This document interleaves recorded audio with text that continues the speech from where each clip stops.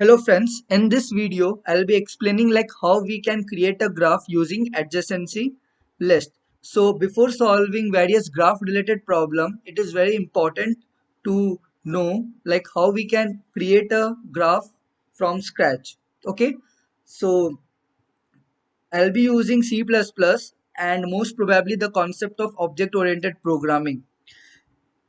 So the idea is like we can represent each graph as an object. Okay, so as we know that object-oriented programming deals with classes and objects. So I have created a class known as graph, and we can create various graphs, and each graph will be a object of class graph. So first of all, we know that each object shares some properties, like there will be more than one objects and all those objects will share a common properties or common attributes. So these attributes we can define inside our class and that are known as data members. So what are the attributes that we need to make a graph? We need vertices, like number of vertices, and adjacency list. So basically in C++ STL there is a inbuilt list data structure which is doubly linked list, we can say. So it's very powerful template library that provide us inbuilt data structure, inbuilt algorithm, and we can use that to create our own desired structures. So right now I'm using adjacency list, like I'm using doubly linked list. We can even use vector array to represent adjacent vertex. So the role of this adjacency list is that it will store the information, it will store the vertices that are connected to a specific vertex. So if we see this vertex 0, so vertices 1, 2 and 3 are connected to vertex 0. So we can store vertices 1, 2 and 3 in a location having index number 0. So if we see this, we'll find that 0, 1, 2 and 3 are basically the index number which are used to represent vertices. Okay, and the location, and this location basically is a doubly linked list or is a list, we can say.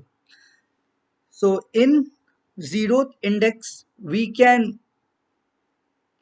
place the vertices that are connected to 0. So if we see this 1, 2 and 3 are connected, so we can have 1, 2 and 3. Okay, so now if we see 1, 0 and 2 are connected, so we can place 0 and can place 2.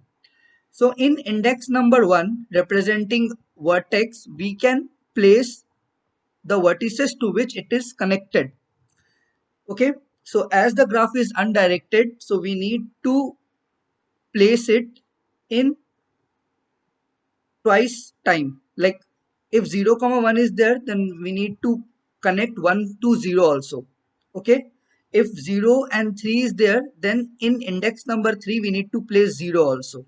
Okay, so this graph is undirected, so we need to use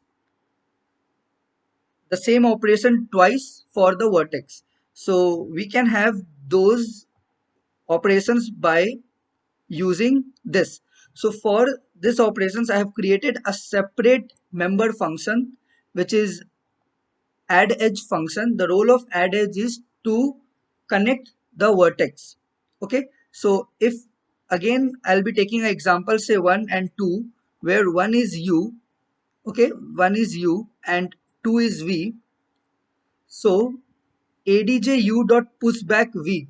So adju means go in index number u, that is 1.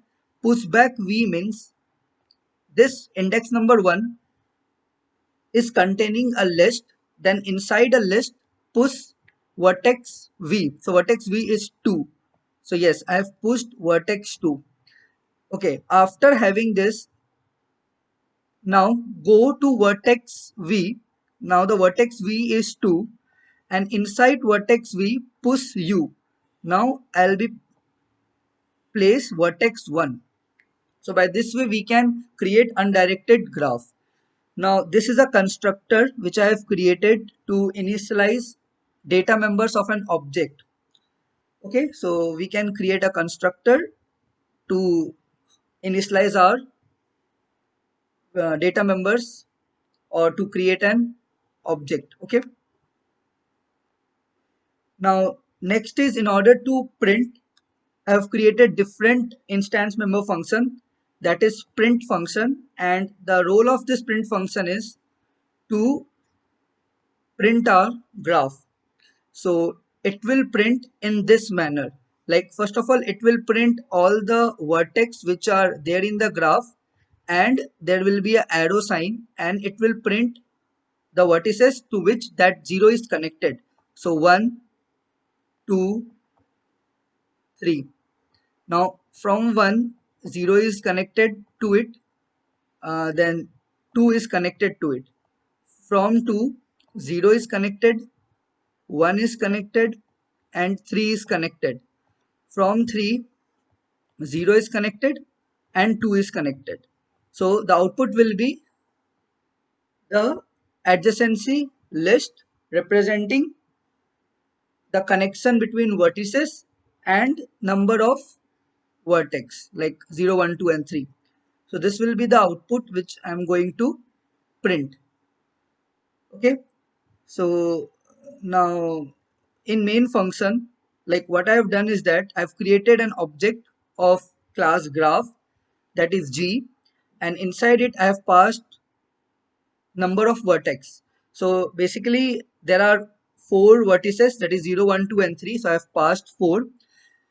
Now using object, I'll be calling instance member function like g dot add edge 0 comma 1. It means connect 0 comma 1. If we are connecting 0 comma 1, then 1 comma 0 will also be connected. Okay, because I have placed 2 pushback functions which are STL functions. Okay, now g dot add edge 1 comma 2. So basically I have taken this graph as an input. Okay, I have taken this graph as an input. Yeah, now after that I'll call print function. So the role of print is to print adjacency list. Okay, so if I'll execute this, yeah, see the output, that is 0 is connected to 1, 2 and 3, 1 is connected to 0 and 2, 2 is connected to 1, 3 and 0, 3 is connected to 2 and 0. So by this way we can represent our graph using adjacency list.